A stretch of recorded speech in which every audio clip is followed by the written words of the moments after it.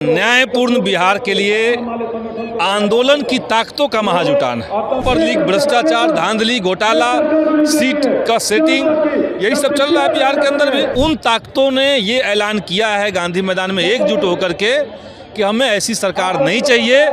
वो सरकार जो गरीबों के ऊपर जुल्म ढहा है, जो युवाओं को सिर्फ छलावा दे।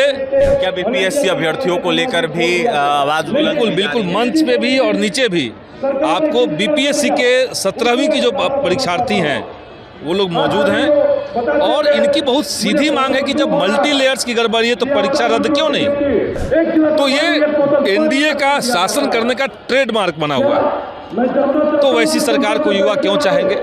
देखिए, बिहार बदलने की माले बात कर रही है और इसको लेकर महाजुटान किया गया है। बदलो बिहार महाजुटान। इस वक्त हमारे साथ बात करने के लिए माले से पालीगंज विधायक संदीप सौरभ जुड़ेंगे, बात करेंगे। सौरभ, संदीप जी क्या कहेंगे जिस तरीके से महाजुटान किया गया है, किन-किन मुद्दों को लेकर आप लोग? देखिए, ये न्यायपूर्ण बिहार के लिए आंदोलन की ताकतों का महाजुटान है।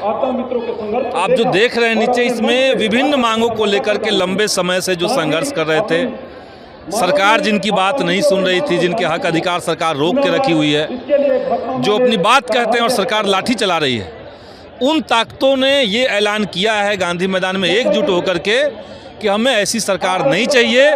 वो सरकार जो गरीबों के ऊपर जुल्म ढहा है, जो युवाओं को सिर्फ छलावा दे, किसान मजदूरों को सिर्फ ठगे, स्कीम वर्कर्स के नाम पे महिलाओं को गुलामी में ढकेले जो सरकार, वो हम लोग को नहीं चाहिए। इस सरकार को बदलने के लिए, इस निजाम को बदलने के लिए यह महाजुटान हम लोगों ने किया। क्या बीपीएससी अभ्यर्थियों को लेकर भी आवाज? बिल्कुल मंच पे भी और नीचे भी आपको बीपीएससी के 17वीं की जो परीक्षार्थी हैं वो लोग मौजूद हैं और इनकी बहुत सीधी मांग है कि जब मल्टी लेयर्स की गड़बड़ी है तो परीक्षा रद्द क्यों नहीं। और अभी तक सरकार, देखिए कि अभी तक एक शब्द सरकार की तरफ से नहीं आया, मुख्यमंत्री ने जबान नहीं खोला, तो परीक्षाओं के अंदर कहीं भी न्याय नहीं है। पेपर लीक, भ्रष्टाचार, धांधली, घोटाला, सीट का सेटिंग, यही सब चल रहा है बिहार के अंदर भी। तो ये एनडीए का शासन करने का ट्रेडमार्क बना हुआ है, तो वैसी सरकार को युवा क्यों चाहेंगे। तो सबको अधिकार चाहिए, सबको बराबरी चाहिए, सम्मानजनक रोजगार चाहिए, इसीलिए इस सरकार को जाना होगा। ये ऐलान हम लोग। बीपीएससी टीआरई 3 को लेकर भी कुछ समय पहले चर्चा हो रही थी। बिल्कुल बीपीएससी टीआरई 3 में आप देखिए ना, सरकार अनाउंस करती है लेकिन 10,000 से ज़्यादा सीट पे उन लोगों ने ला दिया है मल्टीपल रिजल्ट, कई सारे रिजल्ट। तो आप सीट अनाउंस कर रहे हैं लेकिन उन सीटों पर भर नहीं रहे उसको। तो जो सीटें खाली हैं मल्टीपल रिजल्ट के चलते, या कहिए कि डॉक्यूमेंट वेरिफिकेशन में जो लोग छट रहे हैं, तो जो सीटें खाली हो रही हैं वहाँ पे उन बच्चों को मौका दीजिए जो केवल एज के चलते जो वंचित रह गए, एक नंबर से आधे नंबर से जो वंचित रह जा रहे हैं। तो मल्टीपल रिजल्ट चाहिए।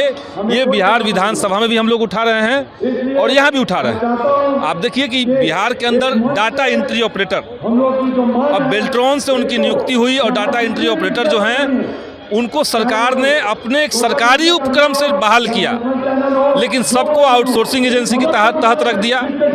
और जो आउटसोर्सिंग एजेंसी से उनका पेमेंट हो रहा है, खुद सरकार का रिपोर्ट कह रहा है कि इससे सरकार के वित्तीय कोष में हर साल हर महीने करोड़ों रुपए का नुकसान हो रहा है। अगर सरकार डायरेक्ट पैसा देती तो सरकार को कम पैसा देना होता, लेकिन सरकार नहीं सुन रही है। तो डाटा एंट्री ऑपरेटर का भी ये मामला है।